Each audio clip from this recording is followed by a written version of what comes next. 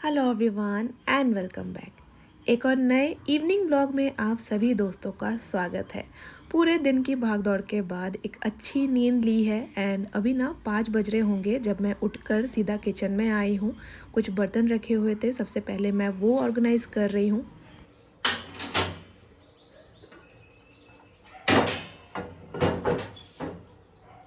जितनी एनर्जी सुबह के टाइम घर का काम करने के वक्त होती है ना, शाम होते होते वो एनर्जी थोड़ी सी ना ढीली पड़ ही जाती है। वैसे भी गर्मी में मैं कोशिश करती हूँ बिल्कुल सुबह के टाइम, और जब धूप थोड़ा सा ढल जाता है यानी कि शाम के टाइम, तब घर के छोटे मोटे काम निपटा लूँ सो दैट नेक्स्ट वाला जो मेरा दिन है उसमें घर मैनेज करना मेरे लिए ईजी हो।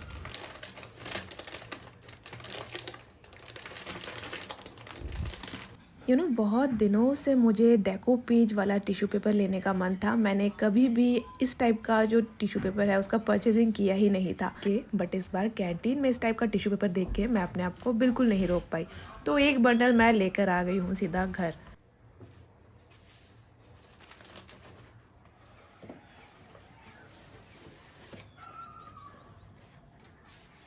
चाहे आपने कितना अच्छा डीआईवाई किया है, टाइम के साथ आपको सभी चीज़ को ना रीटचअप करना पड़ता ही है।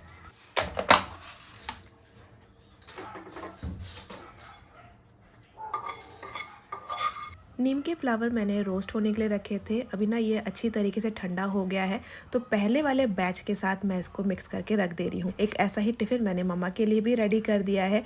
गर्मियों की छुट्टी पड़ते ही मैं उनके लिए भी लेके जाऊँगी।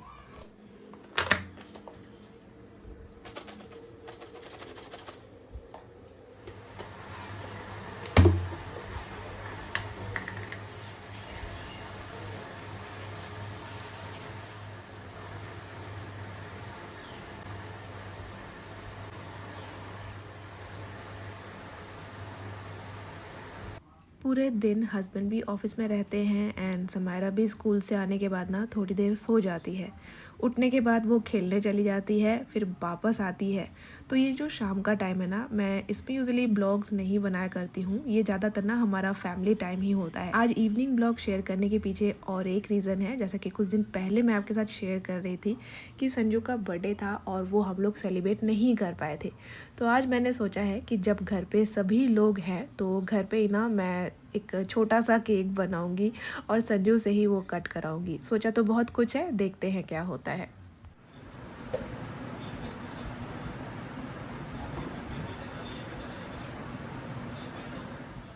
आज के दिन का गर्मी ना दूसरे दिन के कंपेयर में बहुत ज़्यादा था।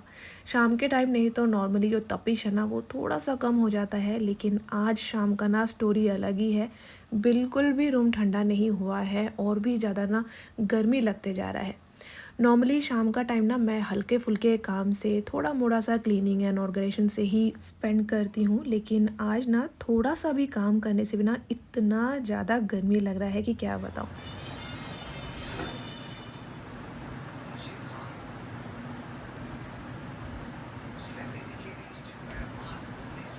सभी रूम में फुल स्पीड में पंखे चल रहे हैं एंड उसी का ही ना आवाज़ आपको ब्लॉग में सुनाई दे रहा होगा। एंड इस बार तो प्रिडिक्शन भी है कि सबसे ज़्यादा गर्मी पड़ने वाला है। मतलब वो दिन आने वाला है जब तीनों टाइम ना आप बिना नहाए रह नहीं पाएंगे। इसलिए मैं धीरे धीरे से सुबह जो जगने का टाइम है ना आगे करती जा रही हूँ। अभी 5 बजे जग रही हूँ। मेरे ख्याल से अगर ऐसी ही गर्मी रहेगी या ऐसे ज़्यादा पड़ेगी तो 4 बजे उठ के मुझे घर का काम कर लेना पड़ेगा।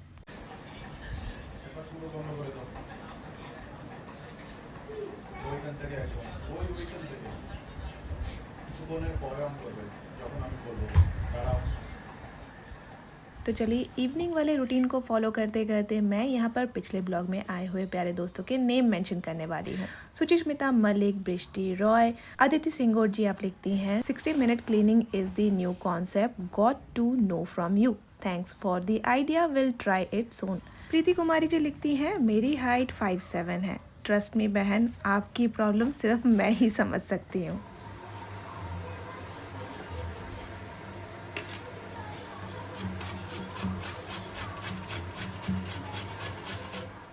तो तो चलिए घर का काम यहाँ पर तो चलता ही रहेगा। मीनवाइल मैं यहाँ पर ना केक बनाने की तैयारी कर रही हूँ, क्योंकि देखिए केक बेक होने में थोड़ा टाइम तो लगेगा ही। आज घर पे बनने वाला है वायरल कैरेट वाला केक।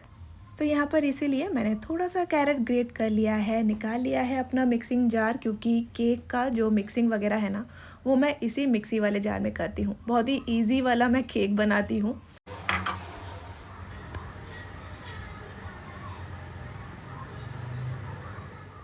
1.5 कप मैदा ले लिया है एंड आधा कप मैं यहाँ पर चीनी ऐड कर रही हूँ। चीनी आप अपने हिसाब से डाल सकते हैं, कम या ज़्यादा। आधे कप से भी कम मैं यहाँ पर रिफाइंड ऑयल का यूज़ कर रही हूँ एंड इसमें जाएगा 2 अंडा। कुछ दिन पहले एक रिक्वेस्ट भी आई थी कि दीदी केक बनाने का कोई रेसिपी बताइए, तो इससे ईजी वाला केक बनाने का रेसिपी मेरे पास तो नहीं है।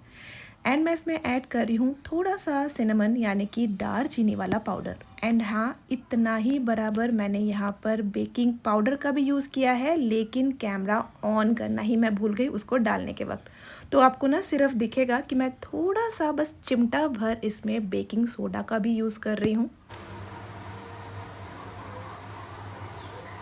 लास्ट में इसमें ऐड कर दीजिए 1 चम्मच बराबर खट्टा दही। बस ढक्कन लगा के इसको अच्छे से मिक्स कर दीजिए, यानी कि ग्राइंड कर दीजिए।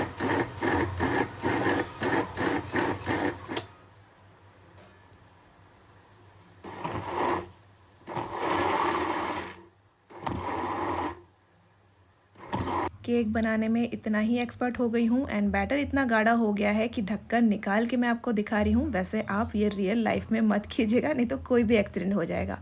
लास्ट में मैंने जो ग्रेट किया हुआ था गाजर, उसको भी इसमें ऐड कर दिया है। थोड़ा सा वॉलनट निकाल लिया है एंड इसको रफली ना आपको कुछ इस टाइप से क्रश कर लेना है। छोटे वाले कटोरी में थोड़े से ड्राई फ्रूट भी है, जिसको मैं मैदे के साथ ना मिक्स कर ले रही हूँ, सो दैट ना ये जो ड्राई फ्रूट है ये नीचे ना चला जाए केक का। अगर आप मैदे का यूज़ नहीं करते हैं तो बेकिंग के दौरान ये सारा जो ड्राई फ्रूट है ना ये केक के बॉटम में आके जमा हो जाएगा। यहाँ पर देखिए एक नॉन स्टिक का मैंने कढ़ाई ले लिया है। थोड़ा सा तेल इसमें मुझे ग्रीस कर लेना है। लास्ट में ड्राई फ्रूट में लगाने के बाद जितना भी मैदा बच गया था मैंने उसको ना इसी कढ़ाई में फैला लिया है।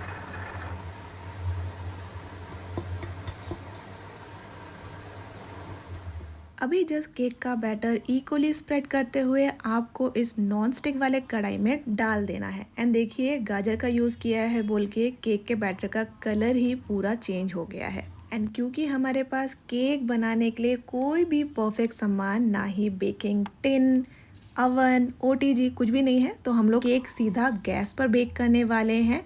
अभी ऊपर से मैदे में कोट किया हुआ ड्राई फ्रूट एंड जो नट हमने क्रश किया था वो भी टॉप पे डाल देना है।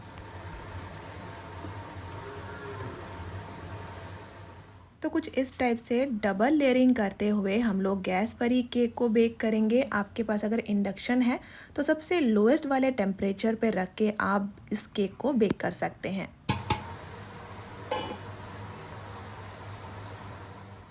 एंड इसके बाद कमेंट किया था नेहा सिंह जी ने। वो लिखती है, hello, are you planning for second baby? तो अभी तो फ़िलहाल ऐसा कोई प्लान नहीं है, और अगर होता भी है तो ब्लॉग में आपको आगे पता चल जाएगा।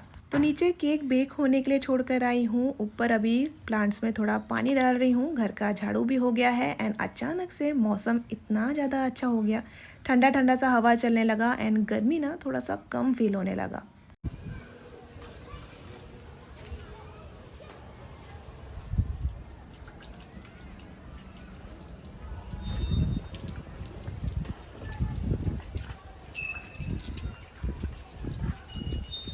कपड़े भी वॉश किए थे, लेकिन अंदर वाले तार भी मैंने डाले थे, तो सारे कपड़े भी सूख गए अभी तक, वो भी मैं लेकर आई हूँ।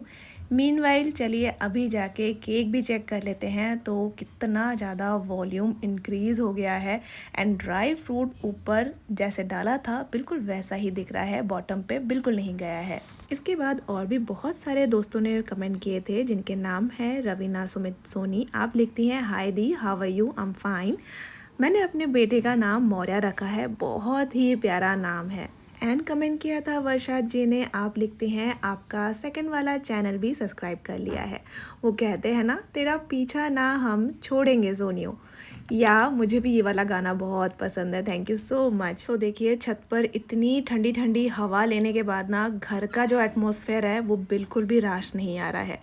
तो मैं जितने भी कर्टन लगाती हूँ ना दोपहर के टाइम ब्लैकआउट करने के लिए, वो सभी कर्टन हटा दे रही हूँ। थोड़ा सा खिड़की वगैरह जो बंद किया था वो भी थोड़ा सा ओपन कर दूँगी, सो दैट जो बाहर हवा चल रही है ठंडी ठंडी वो घर के अंदर भी आ पाए।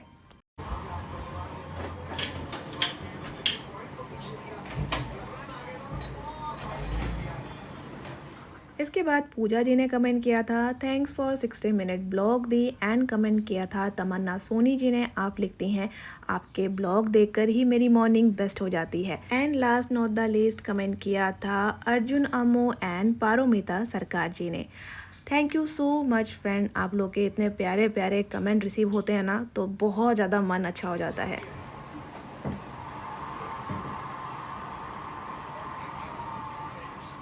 मेरे जैसे स्किन टेक्सचर किसी की भी नहीं होनी चाहिए, कॉम्बिनेशन वाला स्किन टेक्सचर है।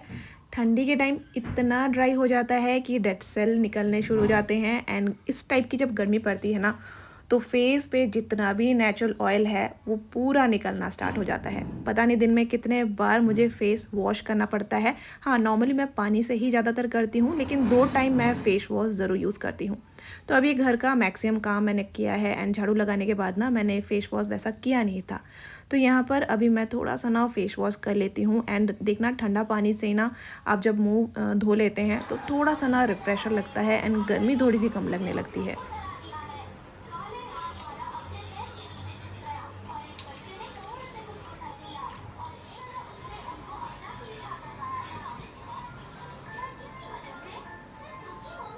वो 14 साल का लड़का नहीं है, हाँ, वो आज खेलेगा। 13 साल का भी लड़का।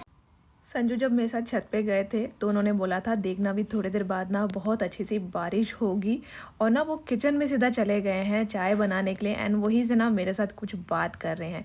लेकिन मुझे ऐसा पता था कि हवा चल रही है तो इसका मतलब बादल सारे छट जाएंगे एंड बारिश तो बिल्कुल भी नहीं होगी, है ना। इसलिए मैंने उनको मना भी किया था कि गर्मी में चाय बनाने का ज़रूरत नहीं है, केक तो बन ही रहा है। लेकिन यहाँ पर देखिए वो किचन काउंटर टॉप के ऊपर बैठे हैं एंड चाय बना रहे हैं। तो चलिए यहाँ पर चेक कर लेते हैं हमारा केक अच्छे से बेक हुआ कि नहीं। तो नाइफ़ बिल्कुल साफ़ सुथरा बाहर आया है, यानी कि जो बेकिंग प्रोसेस है वो हमारा हो गया है कंप्लीट।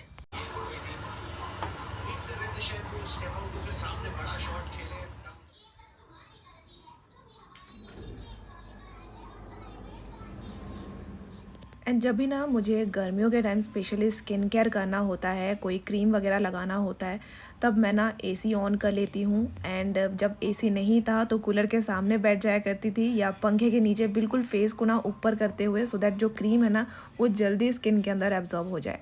यहाँ पर एसी ऑन कर लिया है, थोड़ा सा हेयर वगैरह सेट कर ले रही हूँ क्योंकि संध्या आरती का टाइम भी हो रहा है। एंड जो हेयर कॉम है ना वो संध्या आरती के बाद हम लोग के यहाँ पर नहीं किया जाता है, तो उसके पहले ही मैं थोड़ा सा ना यहाँ पर रेडी हो जा रही हूँ। और जैसा कि मैंने स्किन केयर के बारे में बात किया, तो स्किन केयर के नाम पे सिर्फ एलोवेरा जेल या सनस्क्रीम ही मैं लगा पाती हूँ। इस बार ना एकदम वाटर बेस्ड जो सनस्क्रीम है ना वो मैं लेकर आई हूँ, वो थोड़ी देर लगा लूँगी। दिन हो चाहे रात, सनस्क्रीम हमेशा मस्ट मेरे पास रहता ही है, एंड मैं अप्लाई करती हूँ। थोड़ी देर ना इसको ड्राई करने के लिए एसी के बिल्कुल सामने मैं बैठ गई हूँ, एंड यहाँ पर मैं आ गई हूँ सीधा संध्या आरती के लिए।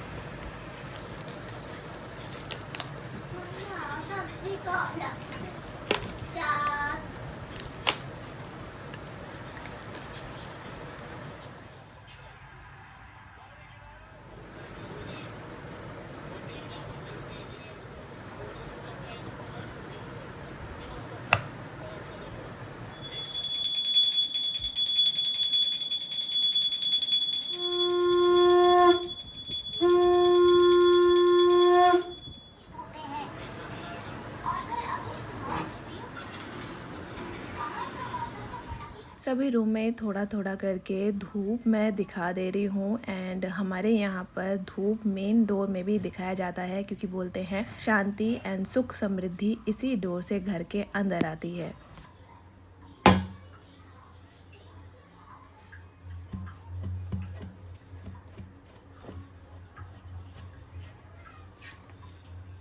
तो यह हमारा ड्राई फ्रूट वाला कैरेट केक बनके बिल्कुल तैयार है।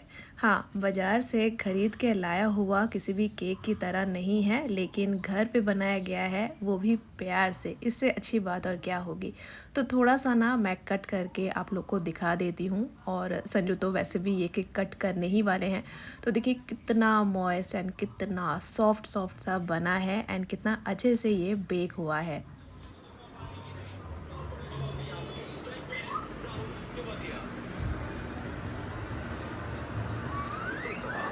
Birthday cake.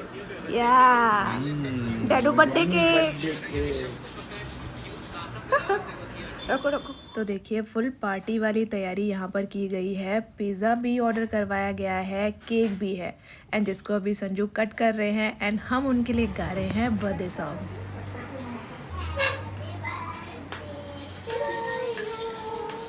अरे इसके ऊपर कैंडल लगाना था, कैंडल भी नहीं लगा। मैंने सोच के रखा था कि इसके ऊपर बर्थडे बैच और कैंडल वगैरह लगाऊंगी, लेकिन ये केक बिल्कुल गरम गरम बेक हुआ है, तो इसके ऊपर कैंडल लगाना ठीक नहीं होगा। तो ये सोच के कैंडल एंड बैच मैंने कुछ भी नहीं लगाया है।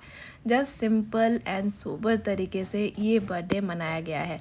कभी कभी सिंपल तरीके से भी बर्थडे सेलिब्रेट किया जा सकता है। अपनों का साथ है जहाँ पर, तो कोई भी दिन सेलिब्रेशन से कम नहीं है।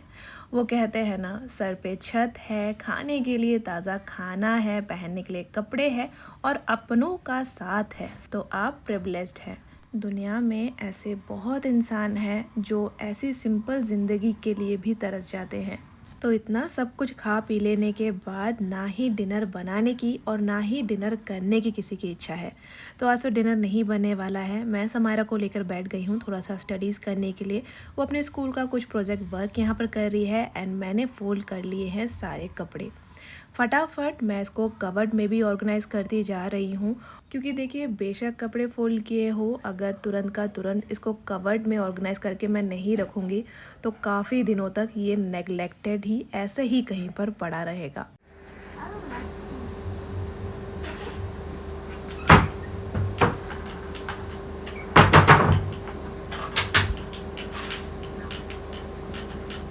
तो देखिए समायरा अपना क्राफ्ट वर्क ऑलमोस्ट फिनिश करने ही वाली है। आई रियली होप फ्रेंड्स कि आज का ब्लॉग भी आपको बहुत ज़्यादा अच्छा लगा होगा। फिर मिलेंगे एक और नए ब्लॉग के साथ, तब तक के लिए bye, take care and thanks for watching.